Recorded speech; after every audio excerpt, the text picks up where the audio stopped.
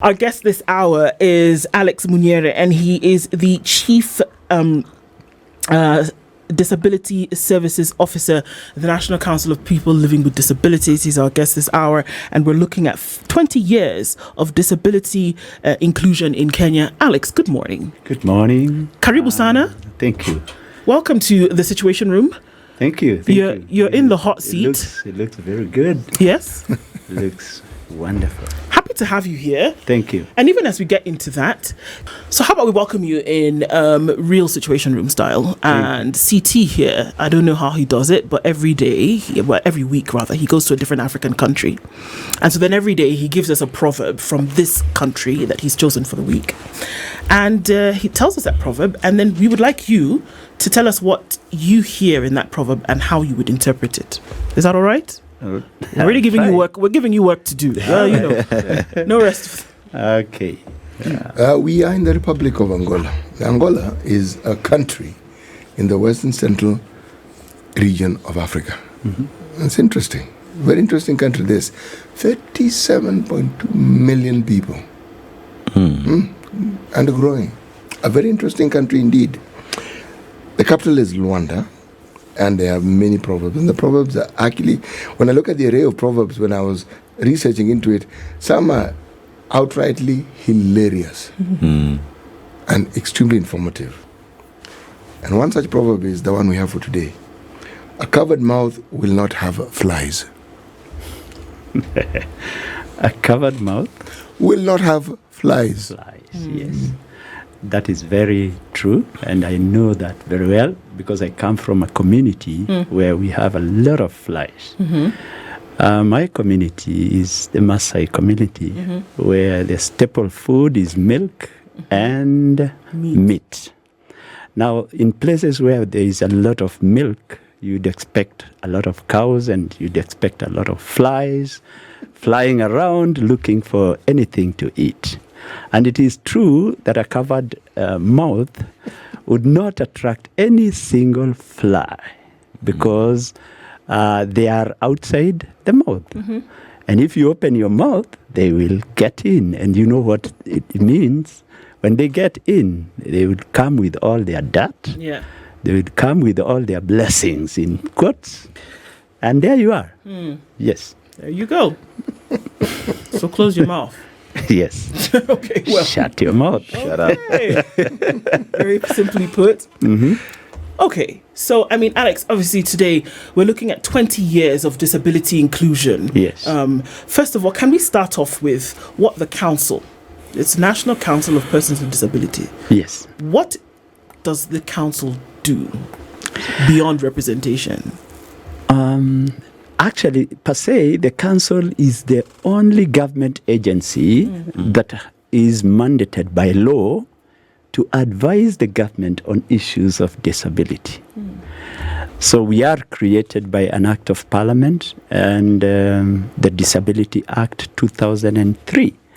Although the council started existing in 2004 when the late President Kibaki signed the disability bill into law. It was in 2004, but it is 2003. The act is read as 2003. And currently, as we talk, the act is being repealed and replaced by a new one. There is a new bill that has gone the stages of first stage and second stage, and we are hoping that it will sail into third stage, and by next year, hopefully by March next year, when we break for Easter, the president will sign a new law governing persons with disabilities in the country. We are mandated to do all aspects of registration. We are mandated to do all aspects of disability advocacy, awareness and support. We do provide assistive devices. We do provide education. As I said, we partner with also other institutions, well-wishers, and KCB is one of the institutions that we have an MOU and a very good understanding that all bright students should not go uneducated, because KCB is coming up and sponsoring at least 2 students per every county. And they also not only provide school fees, we provide other supports, like other needs of the children, of the students while in school. They provide them with their basic needs, like soap and all the basic needs that a student needs while in school. Now, other than education, we also do the albinism support program, which by coincidence, I am the head of the albinism program in the country. And we provide sunscreen lotion to persons with albinism, all persons with albinism, regardless of your economic status. We give free sunscreen lotion. We also have another program that is well known to every Kenyan, every household, because we have the Inua Jamii program, where we give cash transfer to people with this time severe disabilities. But we thank the ministry, because the other day we had Disability Day, UN Day for Persons with Disabilities on 3rd of December. The Cabinet Secretary, Dr. Alfred Mutua, pronounced and said that it is now going forward that all persons with disabilities will be entitled to cash transfer, regardless of their economic status. There before, we used to have people who are needy receiving cash transfer. But this time round, I think it's going to be like aged, elderly person. It's just everybody who attains a disability is going to get a cash transfer. That's interesting. Yes. I want to stop on that point specifically, Alex, because one of the things that we talk about when we're looking across board, people living with disability, is that, and I remember Senator Crystal Sigei says this all the time, that it is me, I am the one with it, and so the challenges are with me every day. Yes. So there are things that I may need to purchase in order to be able to fit within, right?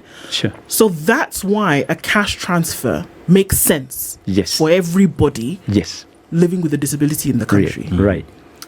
My apprehension is, is there a proper mapping of the folks in this country who are living with disability? Do we know where they are? Who they are? Is there an index? So that by the time we make such a pronouncement, which in its makeup is amazing, but are we able and ready to be able to throw the money behind it? Now, can I ask you another question? When we did the cash transfer for the elderly, did we have such a data? No, and it was a disaster. And I can give you an example. Just a few weeks ago, I was in Laikipia, and there are old men and women who sit and they're asking questions, and they're saying, this money from that time. Yes. This is Laikipia. Yes. And from that time, we've never received any single 1 shilling. 1 shilling, yes. What we think is that in the country, people with disabilities are regarded as second-class citizens. And you can see by that example in itself that there was a pronouncement for cash transfer for all elderly.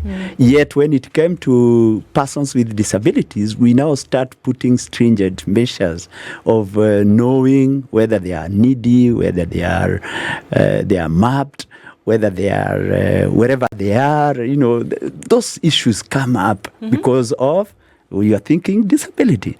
So I would rather we think broad and we say, if there is a cash transfer for all persons with elderly persons, then all persons with disabilities, and let us cross the river when we reach there. Let me hold you on just to answer your question. Yes, indeed, yes, we have registered persons with disabilities in the country. We know the numbers. We know the census put us at not very good, but it was 2.2 million persons with in Kenya, living persons with disabilities, and we know that figure is disputed. Now, 2.2 translates to, if we have a population of 50 million, translates to a very low population, a very low percentage. But we know Kenya is a developing country, and we know in every developing country in the world, we have a population of 10% of any population to be persons with disabilities. You know why I insist, Alex? Yes. And, it still remains a question. Right. Because we undermine the importance of data and information. So then it becomes very easy for a cabinet secretary or anybody to make a pronouncement and say everybody should get money, which I think is amazing. Like I said, it is absolutely necessary. It is necessary. But can you imagine during COVID what happened when young people were offered jobs, right? Every young person come do what was the name of the program during COVID when young people were getting work to do? Kazi kwa vijana. Thank you. Kazi kwa vijana, right? There were people who were earning for work they did not do. There were chiefs who were taking money from the hands of people who were supposed to have done this work. It is an avenue, unfortunately, for people to take the money out of the hands of people living with disability who should have it and are not deserving. That is why I'm saying that the information and data is important, not Very just for people important. living with disability, not just for old people, not just for mothers who need maternity care. The data is very important. Otherwise, people know that if you don't have the numbers, they can't do anything. And I agree with you. I think I agree. Just buttress what Ndu is saying. Even the data that we are asking about, it is so that the government that be or those that are responsible are able to budget, because they would give you, say, a budget of 1 billion shillings because that is what they think you deserve. Yet what you need is 2 billion shillings. But what will determine the budgeting of what comes to the people with disability is data. I 100% agree with all of you that we need data when it is important, and that is why National Council is trying to do what we call mapping and registration, so that we can know exactly how many people with disabilities do we have in the country. That one, I agree with you 100%.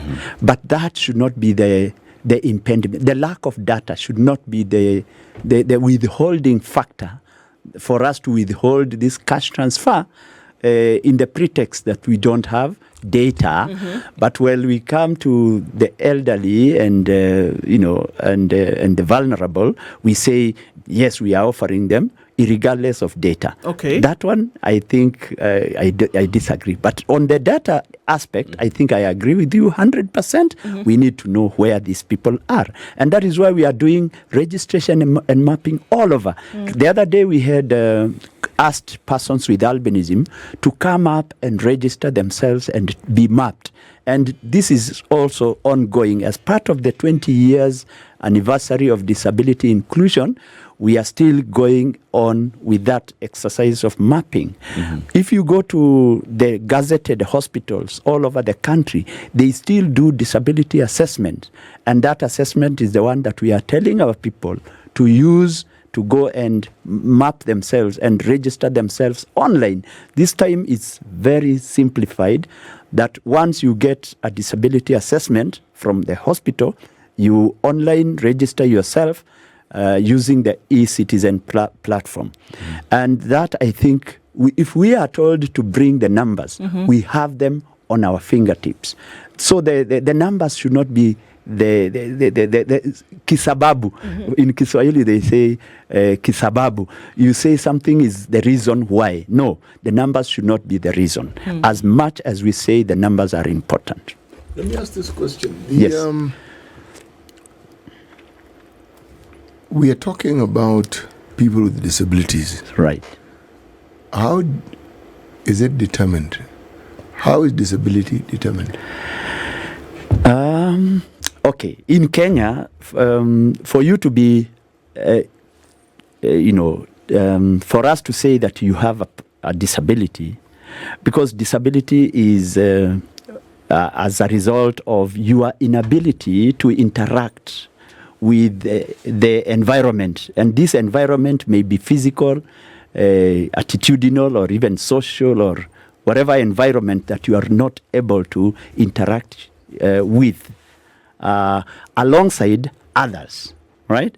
So, for example, if all of us are one-handed, and it happens that everybody in this room and in this country by extension is only one-handed, we don't have the other hand.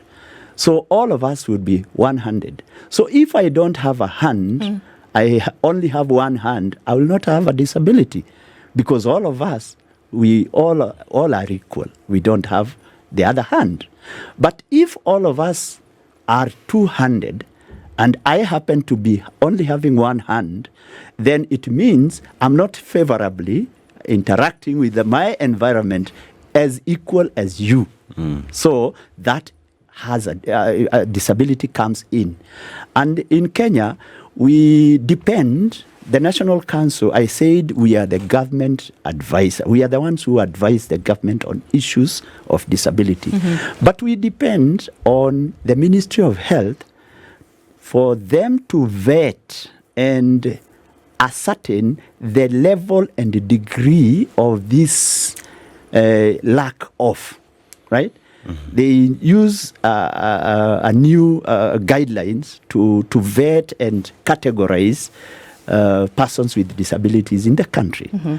And that report is the one that we use to register you as a person with disability. So it means some people may present themselves to the vetting panel of the Ministry of Health, and they may be told your threshold is 30%, 20%, for example. If your eyesight loss is 20% and mine is 35%, then it means you will not be registered, because the guideline says anybody below or above 30% eyesight loss is the one that is registered. We use that measure to register you. So we have several parameters that we use. I like your definition. So someone is asking, so if someone is depressed or somebody has a mental condition, yes, is that where now the hospital comes in and the health practitioners come in to determine whether this condition is debilitating, and if so, then that person could qualify as being disabled? Yes. Okay. Yes. So now let me make it a little political. So if you have a group of people who make decisions on your behalf because yes, you've elected them, and the decisions they make don't favor you, and it's consistent year in, year out, the group that comes after them is slightly worse. So there is a disconnect between them and the people they're supposed to represent, and yet they're down to make decisions on behalf of these people who elected them. Could we then say that that group of people are disabled? Yeah, in a way, yes, because they are making wrong decisions on some representation of some facts that are not there, or some facts that are there, then they are not represented well. Then, in a way, yes. But that is why now, as National Council, we use all aspects of, considerations before we arrive at a certain decision.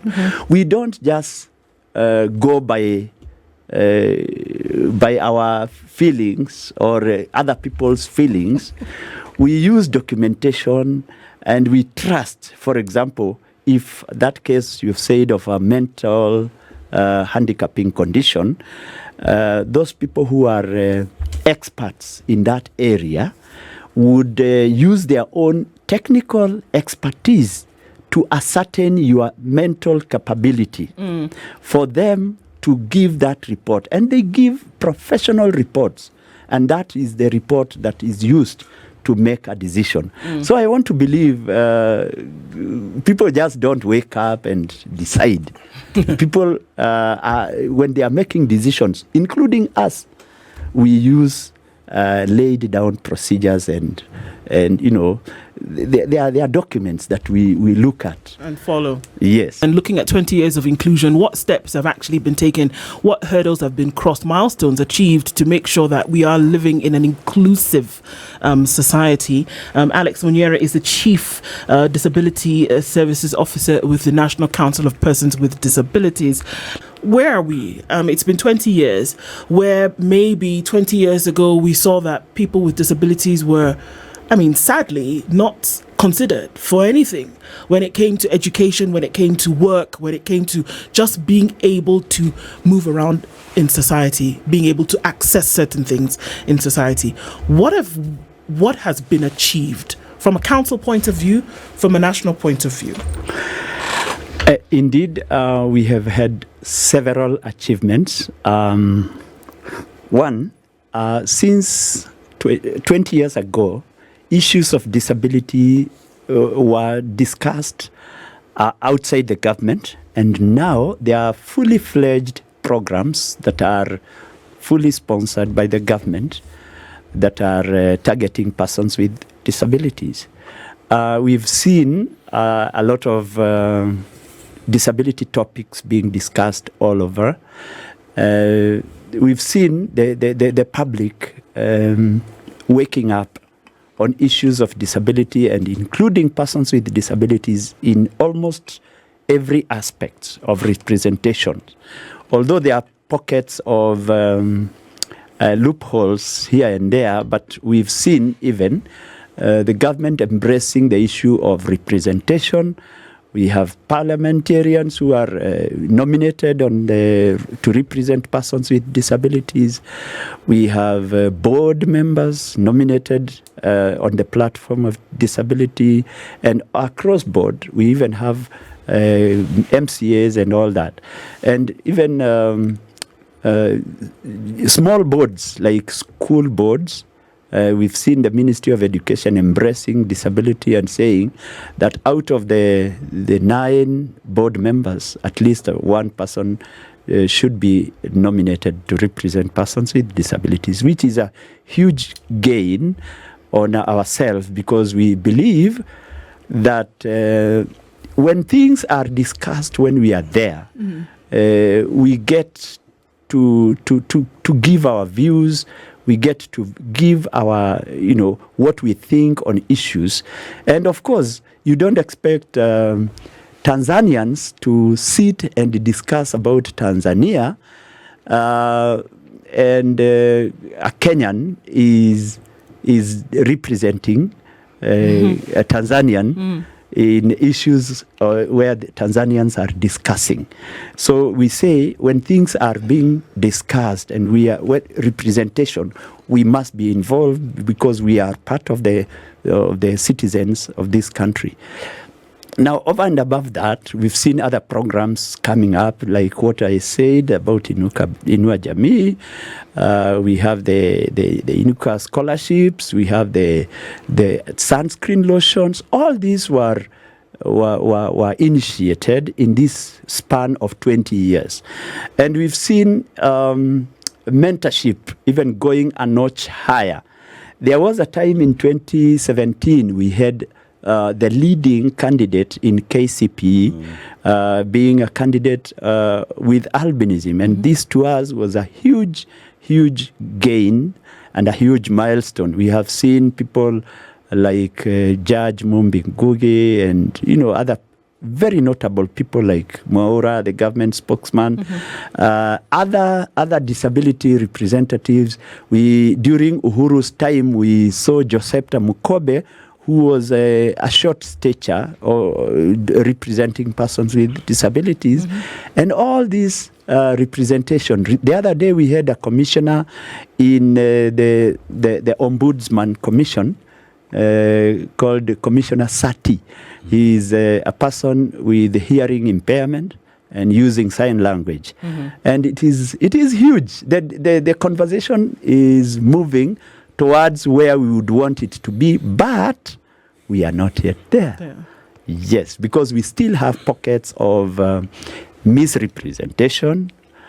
We still have people, and going back to his question, who are enjoying, and I didn't mention about tax exemption. We have a huge tax exemption for persons with disabilities. Those who are salaried up to 150,000 per month is exempted from taxation. If you are you have a disability, then you want to import a car or any other assistive device, because a vehicle is categorized in those assistive devices, you are exempted from duty, paying duty. Now we have a big, huge category of people, Kenyans, we are Kenyans, who now do not have one hand. And documents, you look at documents vizuri, he's a gentleman like what you are, but document, you don't have one hand, just because you want to access the services that are offered for persons with disabilities. The other day, our ED, by the way, he's Harun Hassan, EBS. He held somebody in his office who came to complain that he was not registered, simply because he was deaf and he could not even talk, and he was using sign language. So, and by his wisdom, our ED asked the guy, actually his phone rang, and he said, okay. This guy who came to the office. Yes, yes, the phone rang. Yeah. And the guy was asked, please, can you switch off the phone and as we continue? And he switched it off. And he switched it off. Oh my goodness. So the guy, he knew that the guy was just an imposter. And we have several imposters in this country, and this is what we are trying to do, and that is what has subjected a lot of persons with disabilities a lot of pain, because for you to access tax exemption, you go to the disability vetting I talked about, you are vetted, and then documents are sent to us, you are registered, and then you go to apply for tax exemption.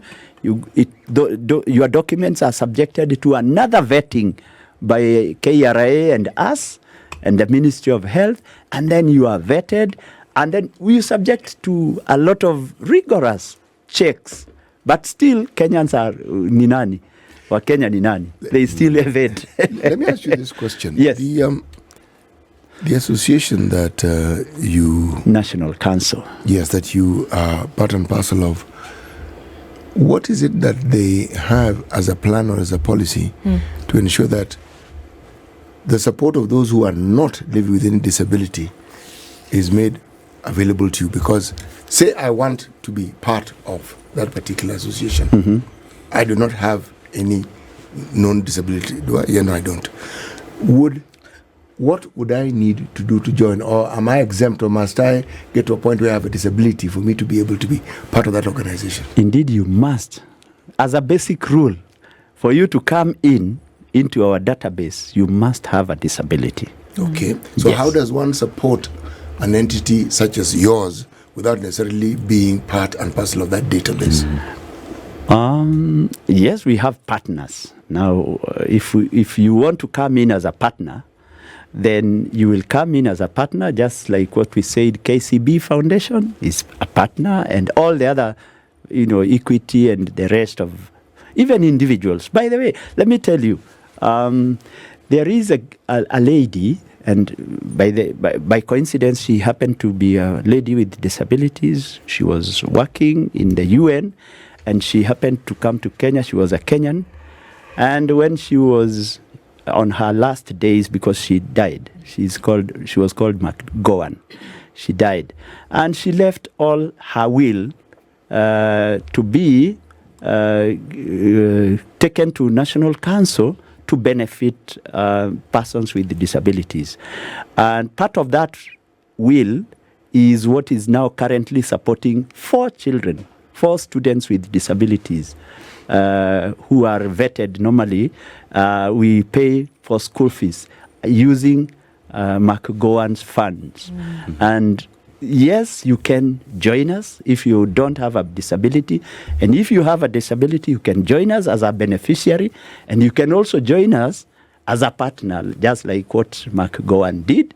And yes. And Alex, as the city has brought up that conversation now, it is a question of people with disability and the other demographic. Now, how do we improve engagement between the two sides, pretty much with everybody, so that both parties understand the nitty-gritties that come with people with disabilities, so that I see a parking area that is designated for a person with disabilities, I respect that.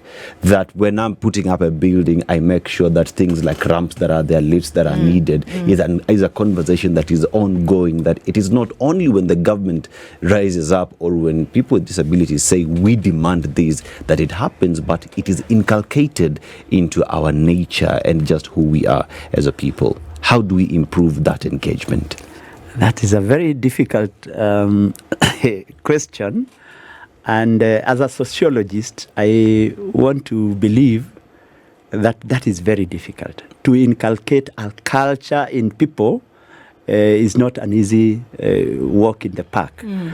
Because I talked about people impersonating to be persons with disabilities. The same, you've given an example of people coming to see a parking reserved for persons with disabilities, and then you just drive your car and park there.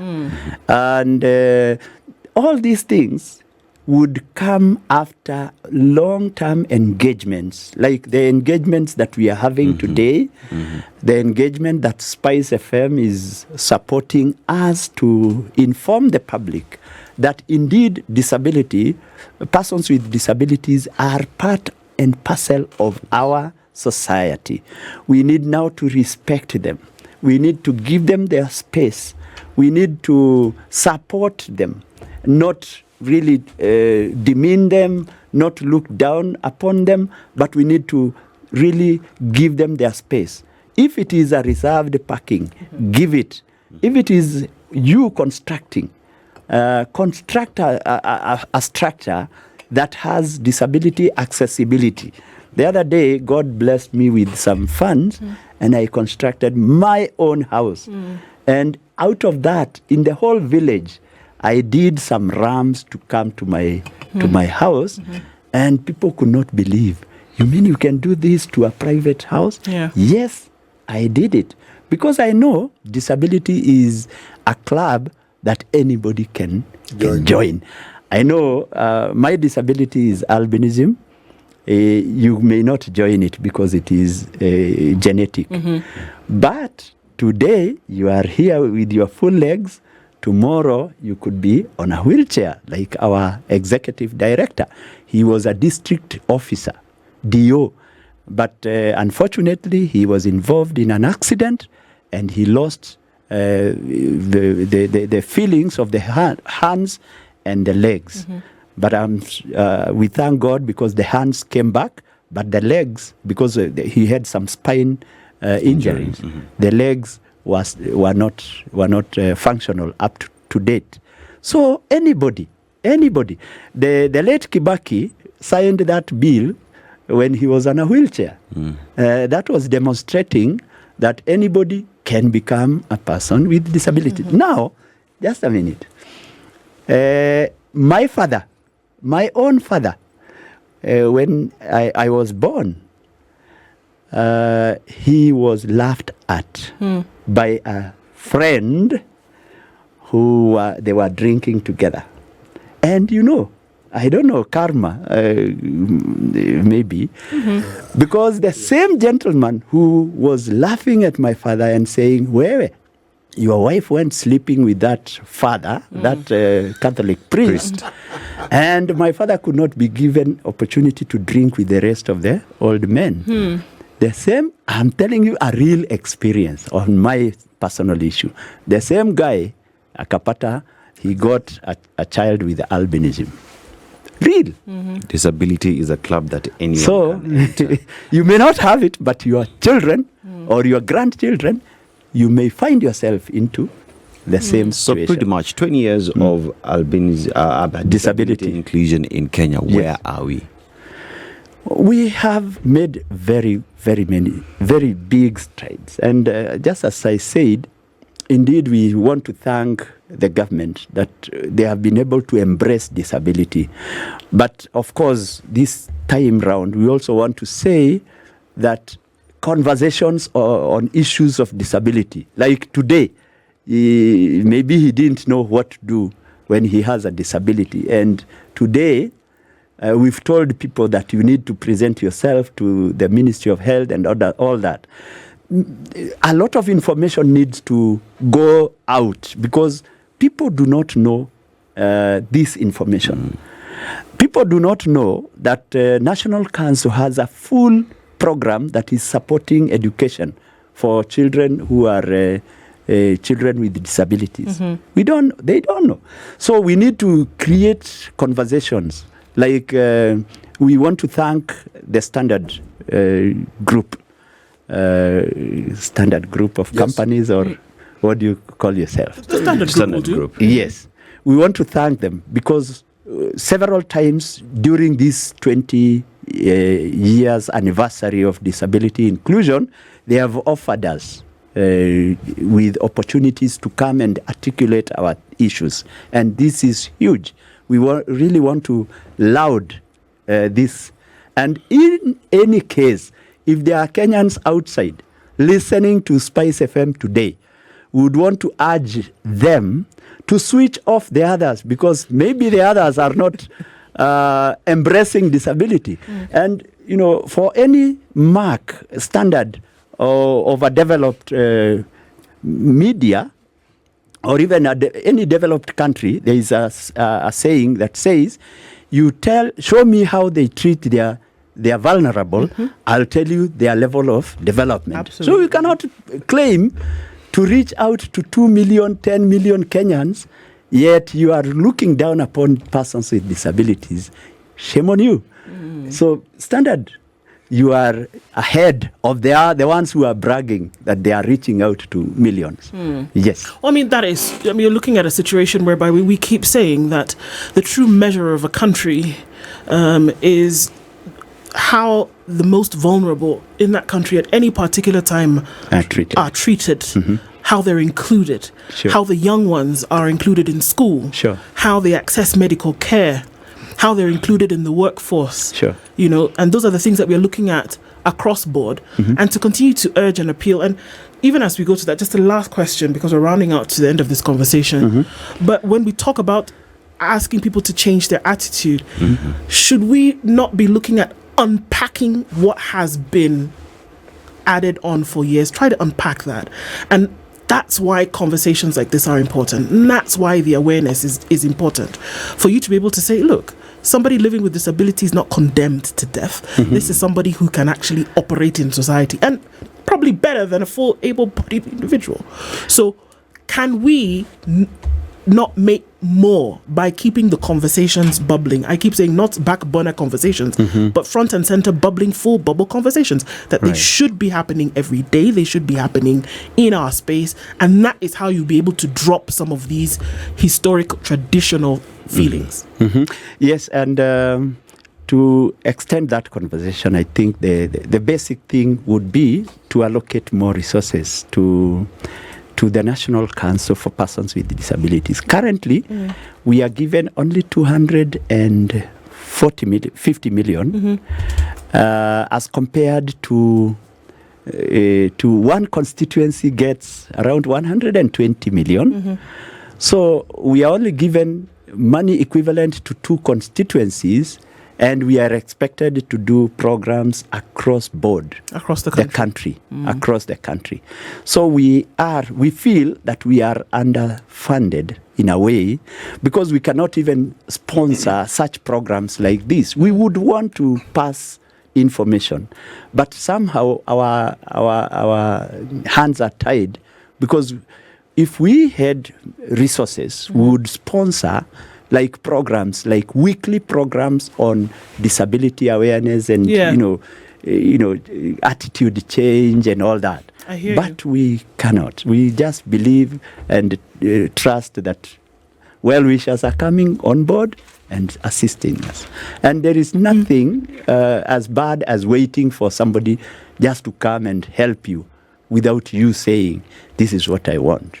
A good note to end on, and I thank you for that. And that's why we need to keep these conversations alive. Yes. Alex Munyere is the Chief Disability Services Officer at the National Council of Persons with Disability. Thank you so much for being here this morning. This is The Situation Room, the only way to start your day.